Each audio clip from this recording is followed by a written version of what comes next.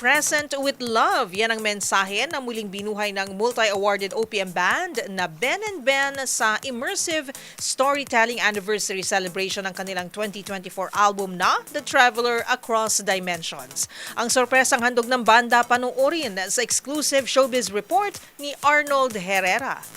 2024 nang unang ipakilala ng 90s OPM band na Ben and Ben. Ang makulay na paglalakbay niliwanag The Traveler Across Dimensions at siya ring pamagat ng kanilang third studio album. At eksaktong isang taon na makalipas, tuloy ang kanyang kwento sa entablado, kasabay ng grand launch ng kanilang cute traveler plushies na sina Liwanag, Puhon, Dilim at Mahiwaga. Today, ila-launch itong Traveler Plush series. So, 4 sila na plushie with the characters in the story. So, ito si Mahiwaga. Meron pa bang nandyan? Ayun. Ito si Liwanag. Tapos, meron pang Dilim, tsaka si Puhon.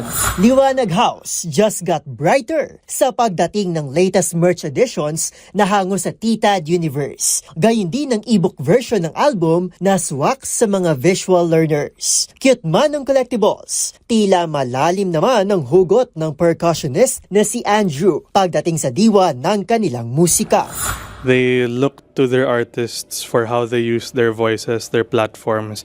And that's why it's so important for us to be using our platforms in ways that help our listeners kind of channel their emotions. At sa pagtatapos ng 2025, roller coaster nila kung may tuturing ang naging takbo ng kanilang karera mula sa mga nahakot nitong tagumpay sa 38 Awit Awards kung saan kinilalang Album of the Year ang Titad, Spotify streams na umabot na ng 3 bilyon at ang kanilang percussionist na si Tony na nagbukas ng kanyang first ever solo photo exhibit na pinamagatang Dalawang Mundo, Isang Panaginip. Ano siya, masaya kasi matagal ko na siyang pinapangarap at saka masaya ako dun sa sa opening night. Parang birthday celebration ko na rin yung opening night kasi sinamahan nila ako dun. Kasabay ng plushies, inihandog din ng Ben and Ben ang isang immersive album storytelling na kombinasyon ng live music, animation backdrop, narration at interpretative dance.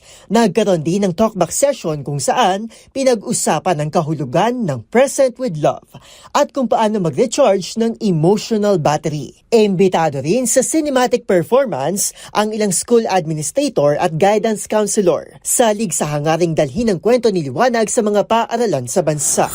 Actually, mahalaga siya lalo na sa mga lower grades kasi more of the students kasi is gusto talaga nila ng through